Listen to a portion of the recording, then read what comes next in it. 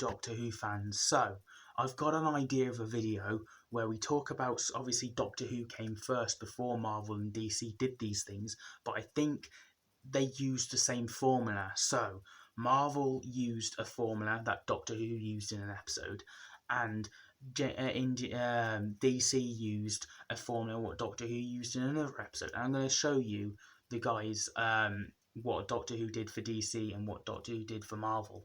I'm going to go. So the DC, the one that failed, I think, was DC introduced Batman, Superman, Wonder Woman, this, that, all in one movie, and it was just a bit. Whereas Marvel introduced these characters through their own films, and then we got them all coming together. And that's how it worked. So, the Good Man Goes to War complex used Marvel or DC? It used DC. It made new characters and it brought them all together, and we were meant to know who these characters were. We were meant to have known who Strax was. We were meant to have known Madame Vastra's girlfriend.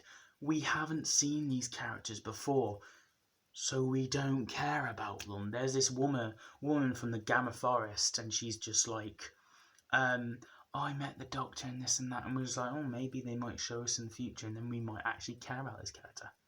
They never did. So I'm not caring about her character dying in this episode, because we're meant to go off her backstory. We're meant to go off all these characters that have owed the Doctor a debt. And that is what I'm saying. In the DC, it didn't really work that well with the first Justice League. Maybe the extended hour and so we got from, 2 hours we got from the Zack Snyder's Justice League kind of worked. But the actual Justice League movie we got originally, that's the formula we got with all these new characters being brought up, and it didn't work then. And it didn't work for Good Man Goes to War, because you need to introduce, if you're going to bring all these characters together, we need to care about them. And what Marvel did was introduce characters left, right and centre, then bring them all together because we already know who they are. And what Doctor Who did with that formula? Journey's End. We knew who Sarah Jane was. We knew who Torchwood was. We knew who Captain Jack was. We knew who the companions were, because we had each series with them. And then it all coming together in Series 4, the beauty of that, the amazingness. Doctor Who did it before Endgame was even a thing, but they used the kind of Marvel formula we can talk about today, of introducing these characters and then bringing them all together.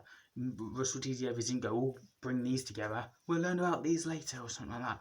No, we care about these characters because we spent so much time with them, and that's why it worked. So that's why I'm saying the Marvel and DC formulas of DC bringing all these new characters together, okay, and DC bringing all these characters together, and it didn't really work. Marvel slowly introducing these characters and then bringing them together works. And that's why we're not going to see an Avengers movie in a very long time, because the Avengers are kind of done with the original run.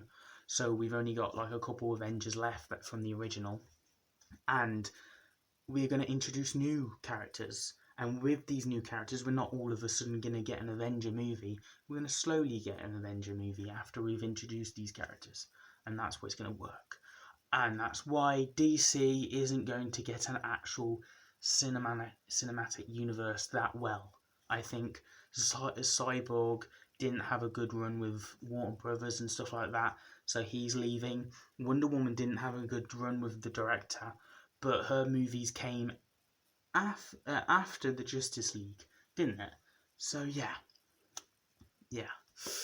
I don't think this is what I'm saying. Don't introduce characters and then expect us to care about these characters and give them a massive back history.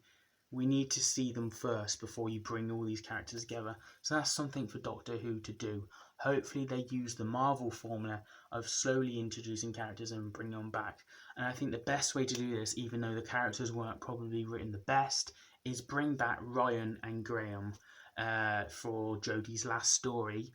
We know who them characters are, and it will be a different dynamic because Dan and Yaz have been on the TARDIS together. So once Dan can can react and talk to Graham and Ryan about their time in the TARDIS, and it can work quite well.